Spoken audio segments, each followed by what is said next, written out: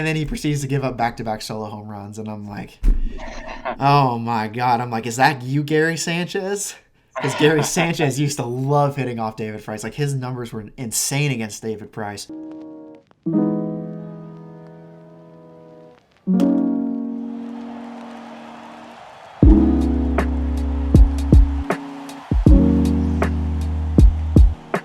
What is going on, ladies and gentlemen? My name is Dillard, bringing you guys another podcast. This is the Barnyard podcast number 5. I am here with my good friend Clemente. How are you doing? Pretty good, man. I'm excited. Let's do this. Yeah, let's get into this. So, the first topic we're going to talk about for today's video is we're going to talk about the Lindor extension. As you know, 10 years, $341 million contract for Lindor to the Mets. Go ahead and just give me your input on it. I want to know what you have to say about it before I go ahead and talk about it. Well, the first thing that came to mind whenever Lindor signed his contract was how it is going to affect somebody like Carlos Correa, because not that long ago, like a couple weeks ago, I guess talks broke down between Correa and the Astros, and now it's looking like he's going to be heading into free agency. And I think Lindor is going to be a good benchmarker when it comes to like what type of contract you can expect Correa, and not even Correa, just other guys too, like Corey Seager, Trevor Story, all the big shortstop names that are going to be free agents this summer. And Lindor is going to provide a good benchmark, so like what type of contract you can expect those type of guys to get. And from what I see, it seems like a lot, man. 10 years, $341 million. Like, man, that's franchise players type of money. So I'm sure when the news broke, Correa and his agent, Story and his agent, Seager and his agent were all very, very excited. Yeah, definitely. That's the thing I was gonna say. I was like looking at like his fan graphs worth, because you know how you can see like in millions of dollars like what they're like a rough estimate of what they're worth. And I was looking at it and I was like, I knew Lindor was gonna get the bag. Like he deserves it. But Lindor is only worth around 233 million since his debut in 2015. And I noticed that was, he's been in the league for about, 6 years now, and they're going to give him a 10-year deal. And I'm not saying that like he's totally not worth this contract. I'm more saying that I don't think he deserves to be paid more per year than a player like Mookie Betts. And let me explain why. Is because while Mookie Betts is making more technically on his contract because of the fact that it is a 12-year deal instead of Lindor's 10 years, if you look at Lindor's per year, or AAV, whatever you want to call it, he's making roughly 34.1 million AAV. And then you look at Betts, and he's making about 25.6 million. So he's almost making 10 million less per year than Lindor is. And it's like, I like Lindor. He's a great player. He's one of the best shortstops in the league. But is he worth more than Mookie Betts? No, I don't. I absolutely don't think he's worth more, because if you look at their years, Betts debuted in 2014. Lindor debuted in 2015. Similar time frames, so they're similar, and you can compare them a lot easier than someone like trying to compare someone from 2019 to 2008. Like, that makes no sense at all. Makes absolutely no sense doing that. But this makes a lot of sense because it's just only a 1-year difference. But Mookie Betts is significantly better than Lindor, like significantly better. And that's not a shot to Lindor. Lindor's great. I think he deserves the bag. But in my opinion, I think the Mets are overpaying for him big time. I don't think he's worth, a 34.1 million per year contract. And he's making similar AAV to Mike Trout. Mike Trout is only making roughly 1 million more per year. And it's like Mike Trout is the best player on the planet. He is clearly miles better than anybody in the league, let alone Lindor. You know what I mean? Like, Lindor's not one of those people that you say is extremely close to Mike Trout. Like, I mean, there's not really anyone that I would say is close to Mike Trout, but if there's anyone that I think would maybe deserve to go up on that playing field of AAV close to Mike Trout's, maybe, even though Trout could have asked way more for the bag than what he got from the Angels, I would much rather take a guy like Betts over Lindor, personally, because, like I said, Betts is worth more. He's been better, higher F4, just better stats in general. But at the same time, I will give credit to Lindor and say, like I said, I don't think he's worth the contract that the Mets gave him, but he definitely has some value. He's one of the best shortstops in the league and has been one of the best since his debut. Second in home runs, third in RBIs since qualified shortstops since 2015. first in F4, fourth in OPS, seventh in WOBA and WRC plus, and then he plays excellent defense. He's second in UZR and sixth in DRS. So you're always going to get elite level defense from Lindor, and you're always going to get solid offensive production. But to say that he deserves an AAV similar to Mike Trout's, to say that he deserves an AAV over what Betts got, or with names like Bryce Harper and Giancarlo Stanton, it's like it's a little bit of a stretch. I think that he definitely was going to make around the 300 million mark, but 341 million with the AAV that he's getting, that just seems like the Mets were desperate and overpaid for him. I don't know. What do you think about it?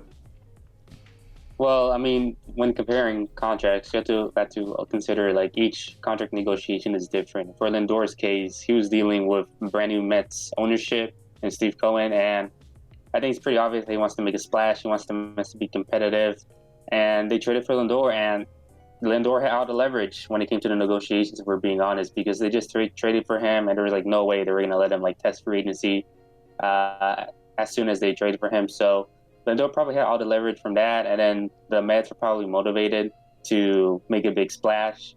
And signing Lindor to a big contract extension is as big of a splash as you can get. Yeah, no doubt. I mean, that's the thing. It's like Lindor, he definitely deserves money. That's why I said I wasn't expecting him to get anything less than 300 million, which it's going to be crazy in the 2022 free agency. There are so many players that are going to be on the free agent market.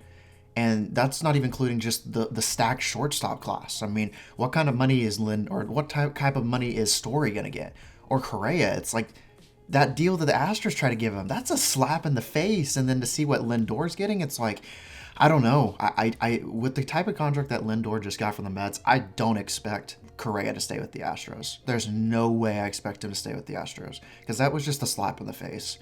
Yeah. That. Not the worst contract. The worst contract that I've seen recently was the Rizzo contract. I don't know if you saw Rizzo's. Yeah. It was insulting, like literally insulting. Like, I'm like, Rizzo, literally walk. Like, go find another organization that's going to pay you, dude. Because that's ridiculous. That's insane.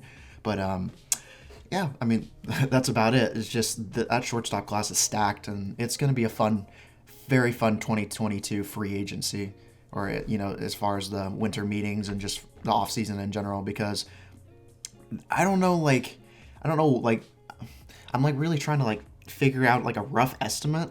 I'm not entirely sure, but I mean, it almost seems like at this point in 2022 there are going to be like multiple records broken for like contracts at individual positions, and probably contracts broken as a whole, like the most amount of money given to multiple different players. And you know what I mean? Like there's going to be a bank, a freaking vault full of gold in the 2022 free agency. Like, it's going to be nuts.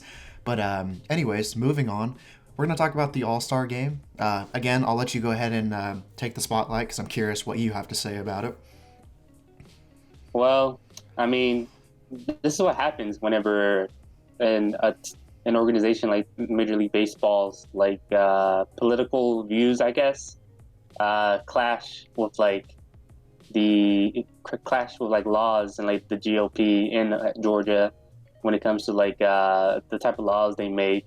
And this is what happens, man. I mean, we saw this in the NBA as well, whenever they got rid of the All-Star game in North Carolina because of their transgender law, if I'm remembering correctly. So this isn't like a first-time thing either. And yeah, I mean, I can understand why Major League Baseball did this, and I can also understand why the Braves organization would be upset and why they released the statement they did. But I feel like the Braves organization is directing their anger at the wrong person here. If anything, they should probably be directing their anger at the GOP for like even putting them in the position where they're at. Mm-hmm. Because if they didn't pass any of those like BS voting laws, mm-hmm. then this probably wouldn't have happened. Yeah, I agree with you. And for those who don't know, because I had to completely overdo it, especially on this topic, because I wanted to get it right and I wanted to get all the information.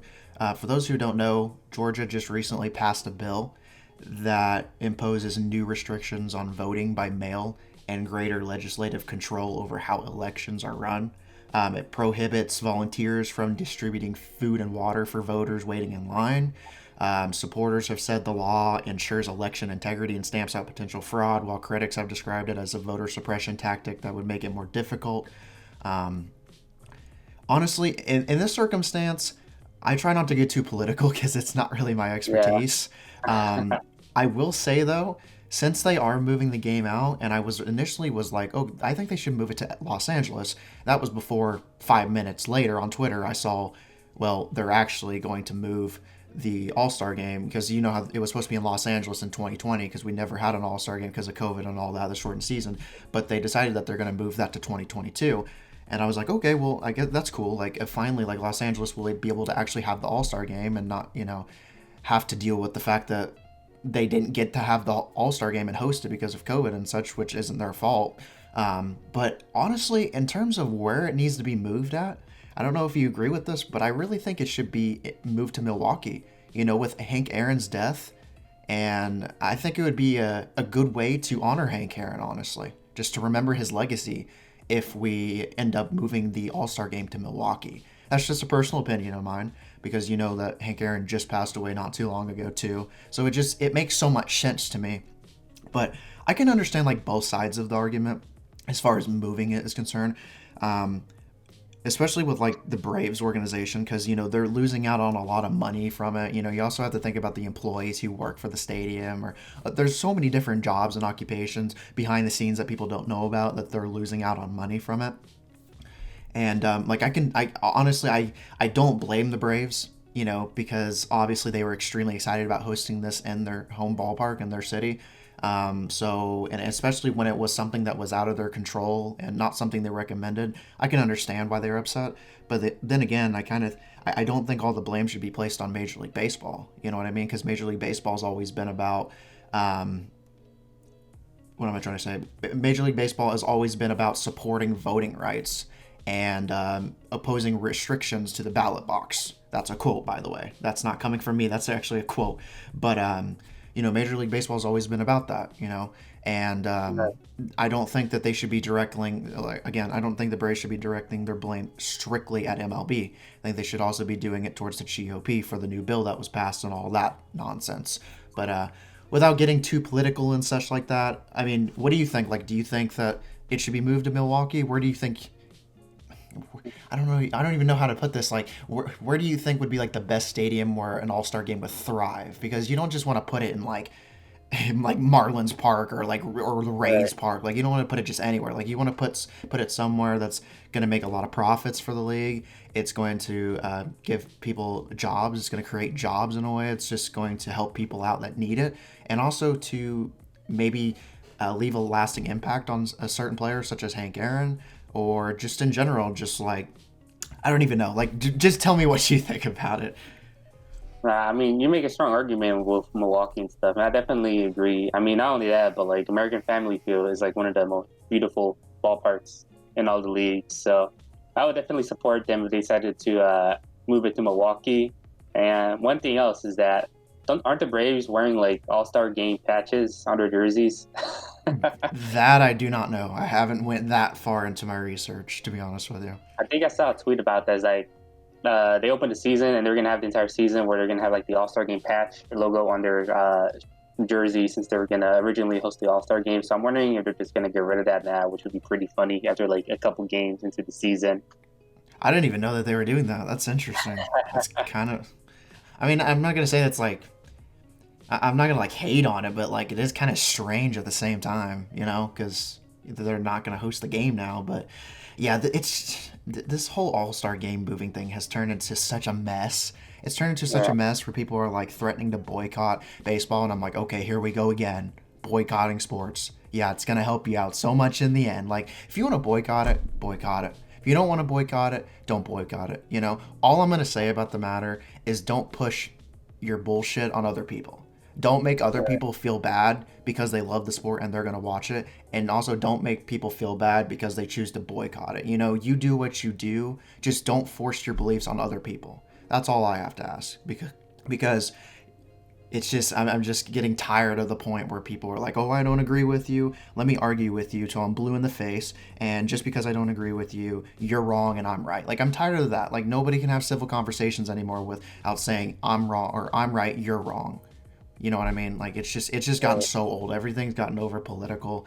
But moving on now, we're gonna talk about some actual fun baseball now, like some things that have actually happened, and get away from all the BS and nonsense that's been going on lately. But I really wanted to talk about this home run single situation. This is one of the most bizarre things I've ever seen. Dave Roberts even said that he didn't place the blame on anyone, and then Bud Black, which is the manager for the Rockies, said he wasn't sure if he's ever seen anything like it in his life. And I mean, he's been managing, he's been in the league for a long time. So has Dave Roberts.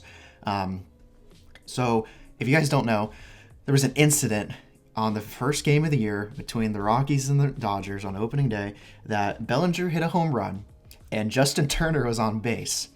But Turner thought it was caught for some reason. I don't know why. I don't know if he couldn't see the ball, what was going on, but he thought it was caught. So in the process, he decided to run back to first base. Well, Bellinger ended up passing Turner on the bases and was ruled out because that's the rule. You know, the rule is that you can't pass somebody on the base pass without being ruled out. You know, like for example, like the reason why this rule is in place so that you can't just have, and also you have to stay on the base pass because you can't have, like, for example, if there's two runners in a pickle, they can't just both stay on the same bag. Like, that's not how it works. Or one can't like run like around it. Like, I don't even know if that makes any sense or not, but like, there's a reason why. And I mean, it seems kind of dumb, but it is what it is. But it's just the strangest thing. I'm like, I've never seen, especially on opening day, like I was like, baseball's back, you know, there's bound to be some strange occurrences. But to see that, and just Turner had no idea that it was a home run, and Bellinger, you know, ended up passing him, and then it's like, well, Bellinger, instead of getting a home run, it was credited with a single instead, and he didn't get the home run, and then Turner's called out. It's like, it's just a disaster. Like, it made no sense. It was so funny to look at and talk about, but I don't know if you knew about the incident or what your opinions were on it. Nah, it was just crazy, man. Like Robert said, like it's pretty crazy to see that happening, and it was just, yeah, pretty crazy to see. You explained it very well. Okay, so on to the next topic. Excuse me. Good Lord, I can't speak. So we're just going to go ahead and go through a numerous amount of topics, just kind of rapidly.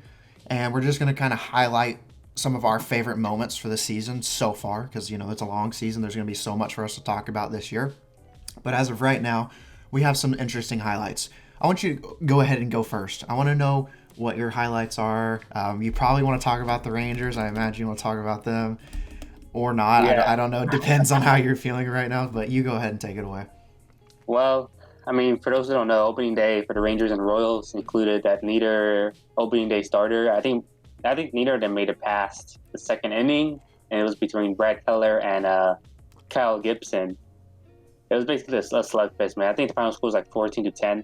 So it was like a 4-hour game, and it was crazy, man. I mean, it just goes to show you just how bad both of these teams' pitching situations are. I was so surprised. I didn't know the Royals brought back Wade Davis and Greg Holland, man. So they got 2/3 of their bullpen trio from the World Series ring. Yeah, they ended up, they re-signed Perez, and then they brought Benintendi, and then they have also Alberto and Michael Taylor. And then, you know, you have Merrifield, which I think is an extremely underrated player in the league. And then you have also Soler, who Soler's been absolutely killing. I mean, I think he has like a 2.500 slugging right now. I mean, he's just going nuts right now. But that game was nuts. Like, that was actually one of the only games that I didn't watch on opening day because, to be honest with you, I wasn't interested in either team, and that's no hate to you, because I know you're a hardcore Rangers fan. It's just I'm so uninterested in both of their teams because I know how awful both of their starting pitching and rotations are, mostly starting pitching. When I was watching that game, you know, I was watching, like, obviously I was watching the Yankees on opening day. I watched the Indians and or Cleveland, however you want to say it, because I know some people don't want to say in the Indians, so I just say Cleveland and the Tigers. And then also there were some other games that I was watching too. But when I saw the score, and I was like looking at the scoreboard, and I was like, the second inning, and it's 5-5. And I'm like, what the hell is going on? I'm like, this is a nuts, like, opening day game already. And then I look at the starters, and it's like Gibson didn't even make it out of the first inning, and then Keller Uh, only pitched 1.1 innings, and Keller gave up 9 hits. I'm like, how the hell did he give up 9 hits and not get pulled out? Like, what are the Royals doing? Like, at least the Rangers had the common decency to take Gibson out after giving up 4 hits. And now he has 135 ERA, by the way. I know ERA is not everything, but it's funny to look at that. And then Keller has a 40.50. It's just like such ugly lines. But yeah, that game was nuts. And then the next game is like the Royals come out slugging again. And I think, if I'm not mistaken, the Royals have scored 25 runs in the last 2 games. And I'm like, you as a Rangers fan and people who are Rangers fans in general, you just kind of have to look at that and be like, this season's going to be rough. Like obviously it's only 2 games, but it's like that just you got to look at that. You'll be like, that just does not look promising at all for our future. Although you yeah, guys still have Gallo, you still have Calhoun. I really like Calhoun. I'm glad he's starting to get more opportunities. But it's like it only seems like really the only pride and joy that the Rangers have at this point is Joey Gallo, and it's like you have to wonder if that man's going to eventually, end up with another team in the future because he's got more than enough potential to be with other teams. I know there's a lot of teams on the market that would love to have a great lefty power hitter like him. So yeah. I mean, way to dance on my grave, Dillard. I mean, I know they just said. I mean, They got an alpha rotation.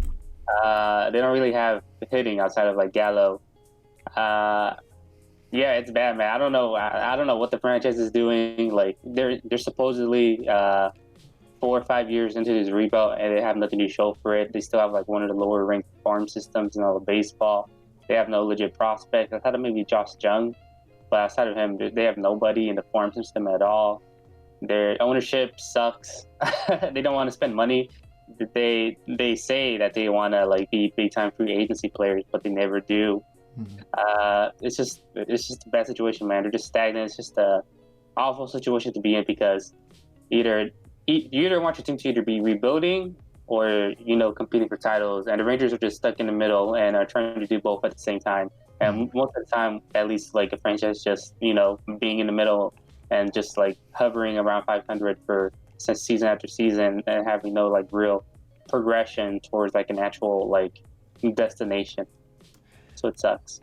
yeah, I know how you feel. I know how you feel as a Spurs fan because you keep getting in the playoffs at an eighth, seventh seed, and then you just get blown out in the first round, and it's like it's that constant process of like you're in the middle. Like it's bad to be in that position, and especially in baseball, it's just bad to be a mid-tier average, just average at best team. Like if you're like dead 500 at the end of the year, like I feel like that's pretty much the worst place that you can be. Same goes with things like football and other sports. Like you just never want to be average. I think. Like I know no Yeah. team goes out thinking tanking. No team goes out and says I want to lose every game. That's just not how athletes are work. How athletes work, and that's not how they're hardwired in the brain. They always want to win games. But at the same time, it's like you either want to tank or you either want to be contending for a championship. You never want to fall in that middle spot because that is the worst spot. That's like the purgatory zone, as I call it. You're not going up, you're not going down. Um, Yeah. I wanted to talk to you about this, and I actually wanted to talk to your cousin about it because there's no way he doesn't know that this happened. But the other day, when the A's were playing their third game against the Astros, apparently they were playing Carrie Underwood's Before He Cheats while introducing the Astros starting lineup. And I'm like, literally, when I saw that, I was just like, oh my God, bunch of skull emojis. Like, I'm like, dude, the A's are going for it. But at the same time, it's like, you do that to try and mock your opponent, the Astros, and you've dropped all three of your games that you played to the Astros. So it's just kind of like, it's kind of funny to look at, yeah, but it's like you're getting destroyed by the Astros. I mean, the Astros have outplayed them every single game, especially with freaking Jordan Alvarez, man. That man is insane. Like, he is nuts. Him and, Bregman's back to killing baseballs. Gurriel's back. Altuve's back. I think, according to Fangraphs, I posted something on Twitter about this, but for Astros at this moment in time, obviously it's subject to change, and it's only 3 games, so it's not like this is going to be how it's going to be at the end of the year. This is a marathon, not a sprint. But as of right now, there are 15. There are four Astros in the top 15 for F4, and three of those are in the top 10. The top 15, there's Altuve, and then in the top 10, there's, I think it's Gurriel, Bregman, and then Brantley. And Brantley's like near the top. He's only like the top three for F4 right now.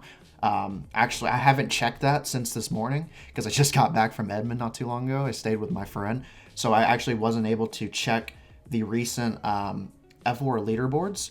But I do know that as of yesterday, that basically four players were in the top 15 for F4, and I'm like, I've been trying to tell people, man. I've been trying to tell people. Yeah. I'm like, I know Springer was gone. I know Springer having Springer out doesn't help them at all. But also, you have Jordan Alvarez. He's back. You know, he didn't really play that much in 2020, so you have him back. Verlander, obviously, I still think that hurts them, but I mean, I still think their starting rotation is solid in a way, you know. And there are some bright spots in their bullpen too, like, you know, Ryan Presley. But outside of that, I've just been telling people, I'm like, you'd be crazy to think the Astros are not a competitive team. It's like, you can say you hate them. Like, I'm not going to judge you against that. If anyone hates them, you know, you have a pretty valid reason for hating them because they did what they did and it's still crappy at the end of the day. But to completely ignore them as a bad baseball team is just delusional thinking. You know, they're such a good team. I don't know how anybody's going to beat them in the division. I expect them to run away with the division.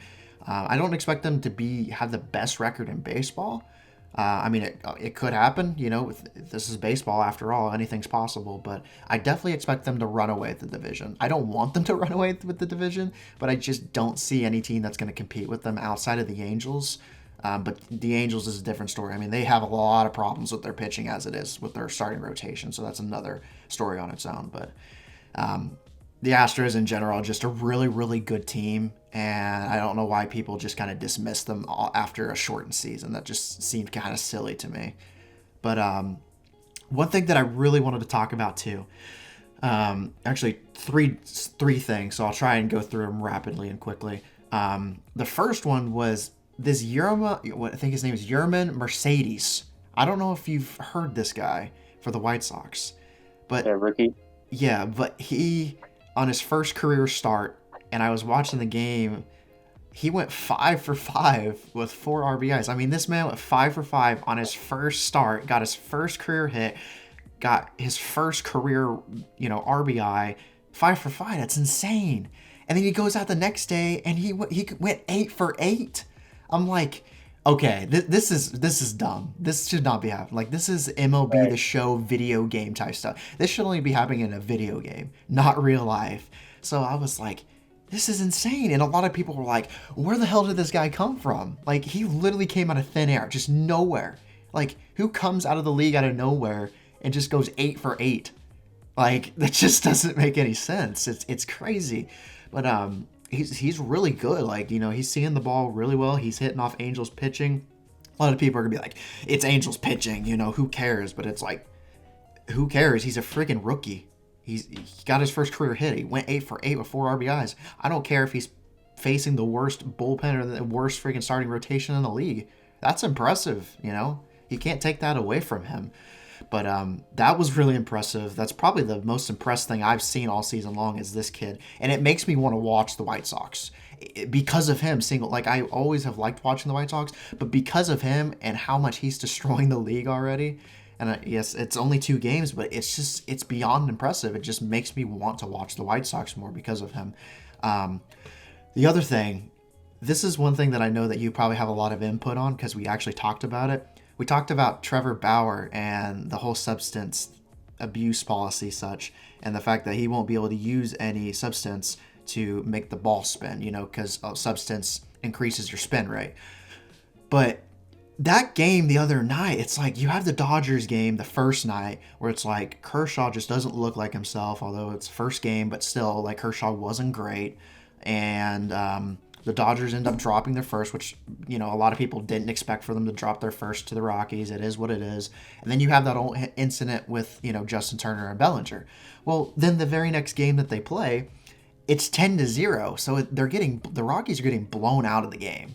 You're like, okay, well, this game's out of reach. And Bauer is recording a no-hitter with 9 strikeouts through 6 innings.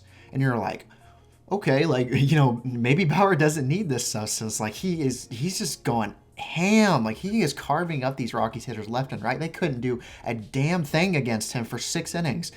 And then it just changed just like that. And, Bauer struts off the mound after the 6, kind of doing what he does. And it just was really ironic that he was strutting and acting like really cocky, which, I mean, I don't have a problem with it in a sense, but it was just kind of, a lot of people do have a problem with it, but it was just kind of ironic, I guess what I'd say, and funny that, he's strutting off the mound after the 6. He was like, obviously he was feeling really good about himself, and he looked really great. And I don't think anyone was going to assume he was going to do what he was going to do. And then the Rockies in the 7th, he proceeded to give up 2 home runs. Two home runs.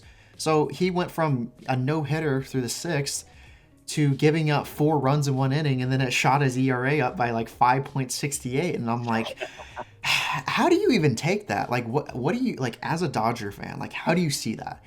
Like, the fact that he was throwing a no-hitter through 6 innings, but then he gives up 4 runs through 2 home runs, and then his ERA skyrockets to 5.68.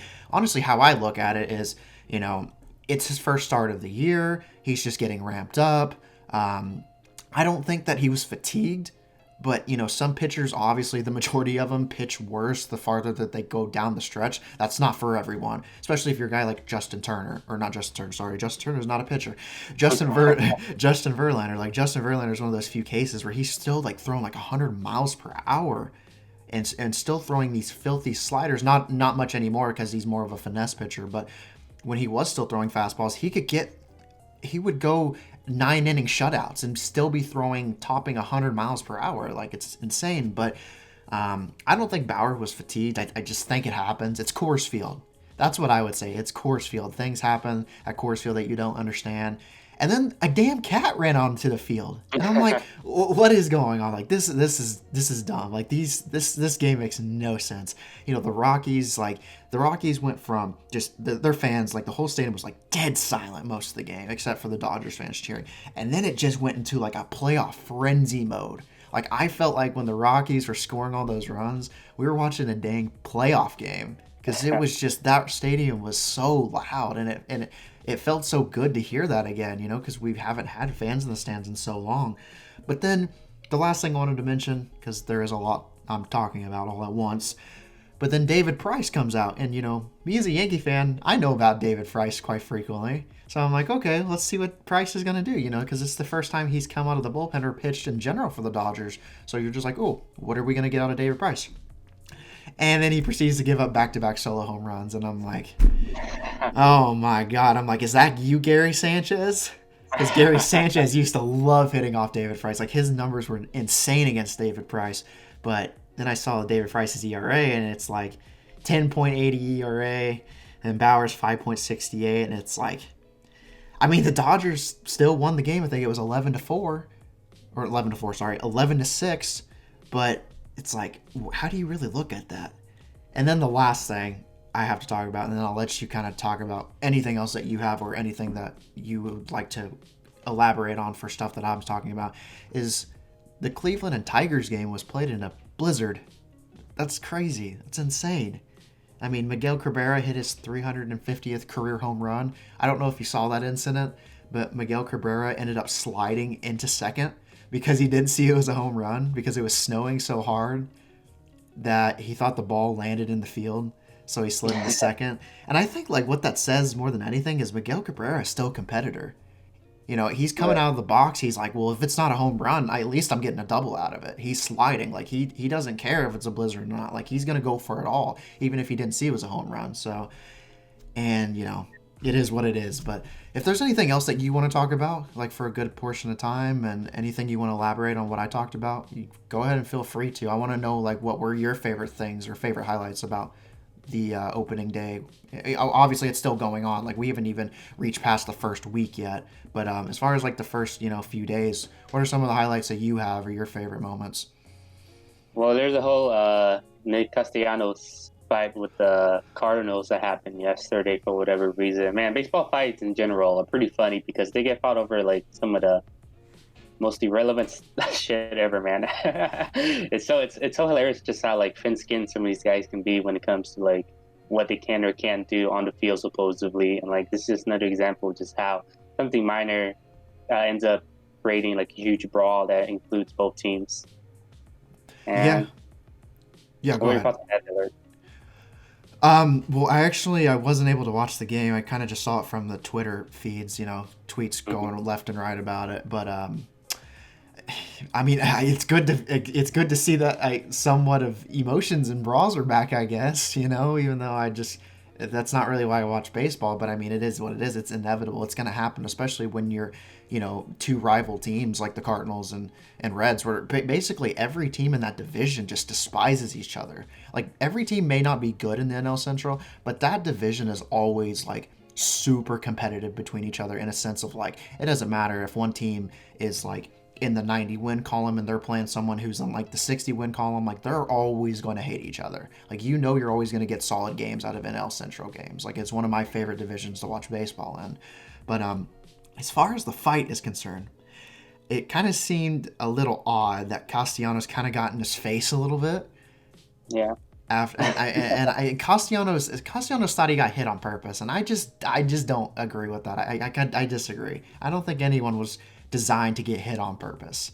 So I just found it kind of weird that Castellanos kind of got in his face a little bit and was talking trash, and then at that point you kind of realize, oh, well, here we go. As soon as Castellanos gets in his face and starts saying what he needs to say to him, here he come out the Cardinals bench, and then here he come out the Reds bench, and then hell freaking blows over at that point. But in general, like you said, like pretty much the only thing I have to say about it is just it's really silly. It was unnecessary. Yeah.